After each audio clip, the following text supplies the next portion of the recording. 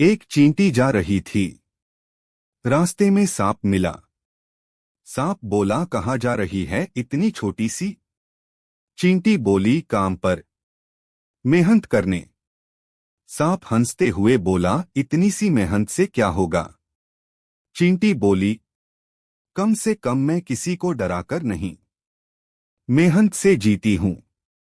Like करो अगर चींटी वाली एटीट्यूड पसंद आया।